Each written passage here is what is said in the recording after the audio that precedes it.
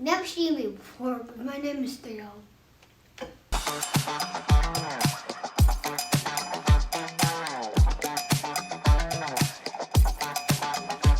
Hey everyone, welcome to my Friday update. I'm Pastor Paul. I've got my son Theodore here with me today. He's actually with me throughout the entirety of this update.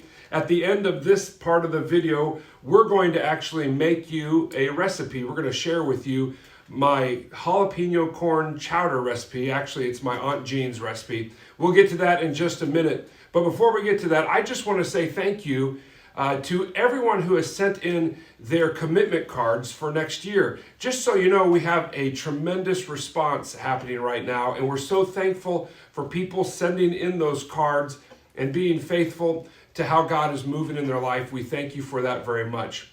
Today, I want to just remind you, first and foremost, that we come back to worship together in person this Sunday. People are healed up around here. Not everybody on staff is out of the woods yet, but we have enough people back that we can have worship together this Sunday. So just encourage you to register online and join us in person this Sunday for worship. I want you to know, as we talk about giving, that one of the key parts of giving in Scripture is sharing, right?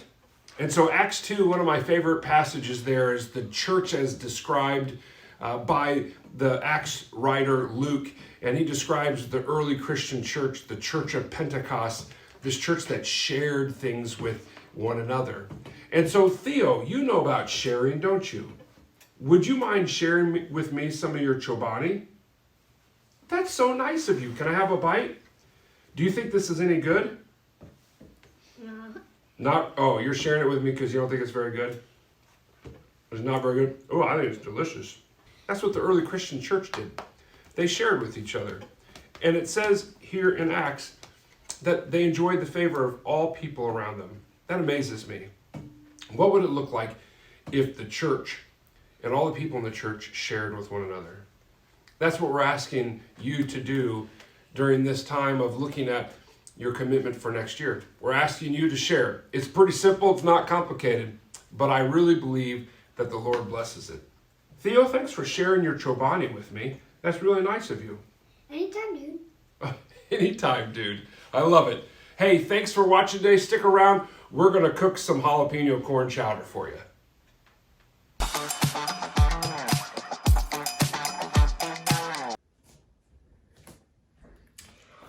All right, well, I'm in my kitchen here. I have my chef extraordinaire Theo with us. You want to say anything to anybody? I just got in my hand, if you didn't know about this, but there's a new Quick Start like we're in, but there's two right next to each other, and I just got this from the mail. They have a new Elite cars for $6.99. Wow, it's a pretty good deal. You can zoom in if you want to. Pretty good deal. We're very excited about car washes here. So, hey, well, I'm glad that you joined me here. I want to share with you a recipe that's from my Aunt Jean, who's in St. Louis. And just so you know, right now, I really appreciate your prayers for her. She is in the hospital with COVID. She's also struggling from dementia. And many years ago, she gave me this recipe. So we kind of are making it in her honor, and also because it has Christmas colors in it. And so maybe if you have some ham left over or whatever from Thanksgiving, this goes really well with it. So this recipe is called jalapeno corn chowder. Let me give you the ingredient list and the instructions, and then we'll start cooking it up. This is what you're gonna need. You need a half a cup of butter, 1 pound bacon, cooked and crumbled, 2 large onions diced, 2 tablespoons of jalapeno pepper chopped. Do you want to try some of the jalapeno? No, I'll do it. No. 1 large, that's right, that's just ham. That's right. 1 large red pepper diced, 2 pounds of potatoes peeled and diced, 4 teaspoons of salt, 1.5 teaspoons of pepper, 4 cups of water, 6 cups of frozen kernel corn thawed. You want to divide those into 2 cups into 4 cups. 1 cup of finely diced ham, 2 cups of milk, and 2 cups of heavy cream.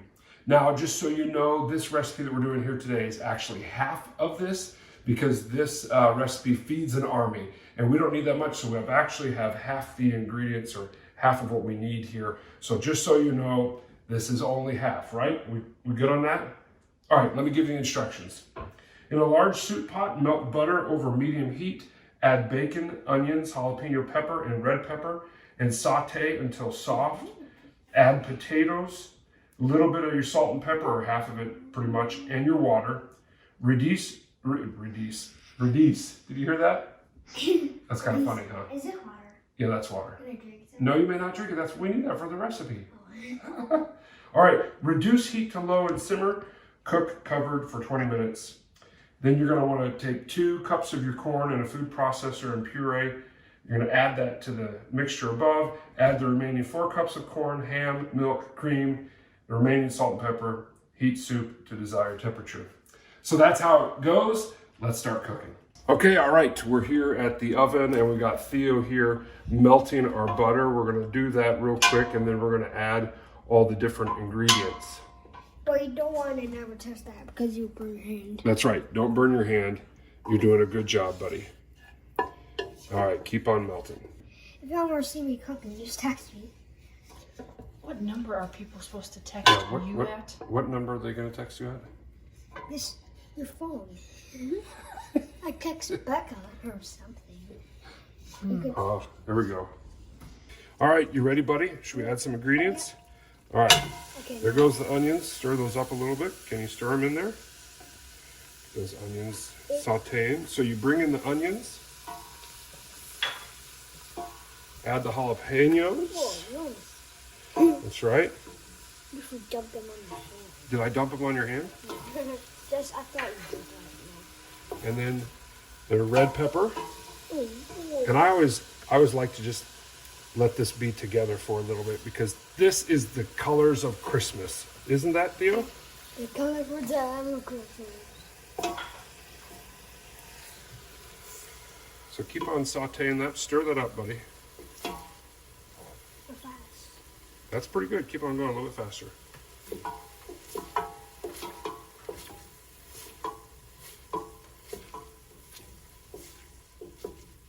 All right, and then to help it out a little bit, we add the bacon.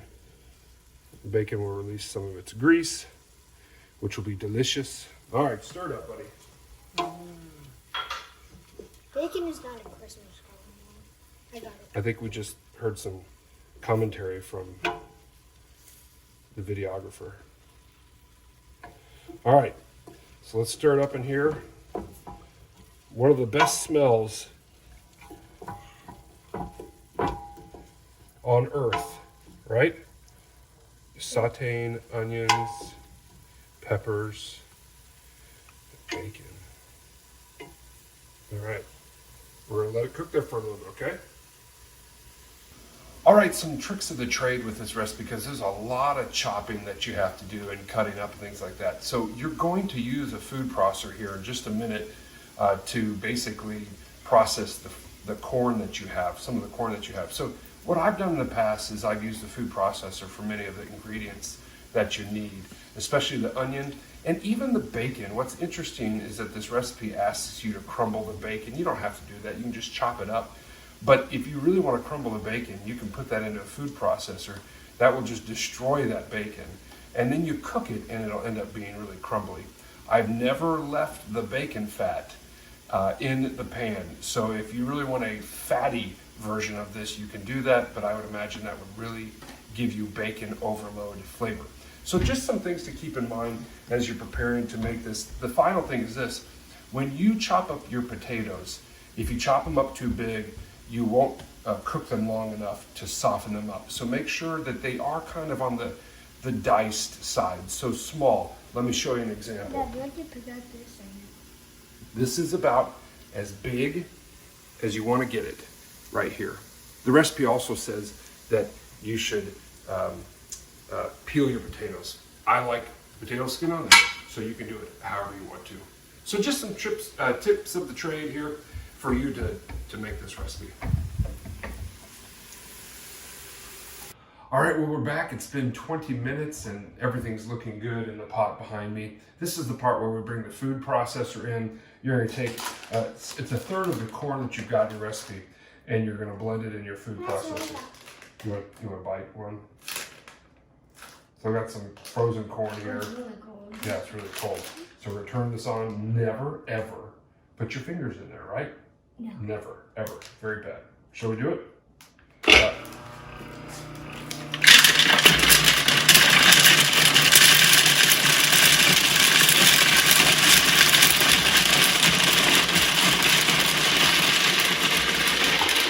We're gonna let that pop up for a little bit.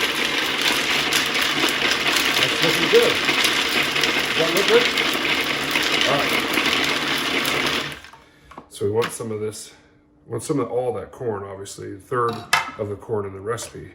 We want to chop it up. It helps out, by the way, if it's not frozen. Of course, this is a little frozen, but it's going to be okay. All right. Should we go move it to the pot? Yeah, but can I ask something? No, I spent 20 minutes because on level 7 on Lexia, I'm not going to do Lexia, but Lexia, I passed level 7 to level 8, and it's the southern pole. What is that? Give me 5. Harder. Okay, maybe not. Okay, I'll do harder. All right, ready? All right, good job passing level 7 at virtual school. All right, let's back up here a little bit. Hold on. I'm going to scoot you back. All right, now. How does that smell? How does that look? Looks good. It smells amazing. All right, we're going to dump this in. I'm just going to borrow your spoon here real quick. That looks like cheese. Now this is going to cool off. Obviously, if your corn is frozen, even if it's not frozen, it's going to cool it off a bit, which is all right. All right, you ready to stir? So we'll add that corn in there. Then we'll add the rest of the corn that you've got. So we'll put this in there. And again, I said mine's a little frozen, so this will really cool it off. Go ahead. Keep on stirring, buddy. All right, you're gonna add the ham as well. I love the ham in there. Why did I make that noise? It's because I turned up the heat a little bit. Can I help you out just real quick? Let's get some of that corn in there.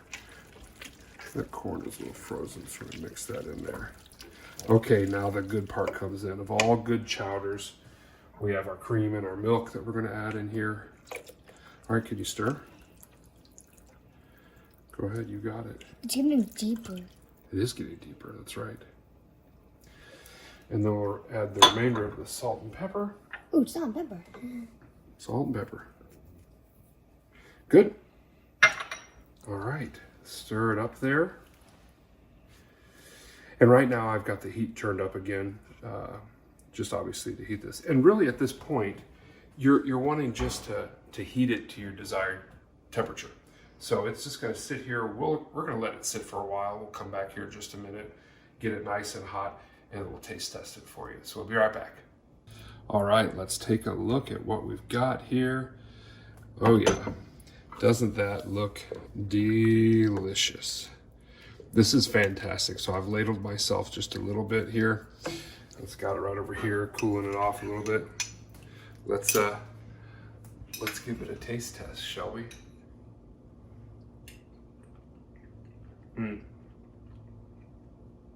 That's so good. There's spice in there, but it's not too hot. The potatoes are just perfect, and the crunch of the corn is just absolutely delicious. I hope you make this. This is a great recipe. Give Enjoy. the elf some. Oh, you want some elf? Okay, here you go. The elf behind Elf behind you. Oh, sorry. There you go, elf. Yum, yum, yum, yum.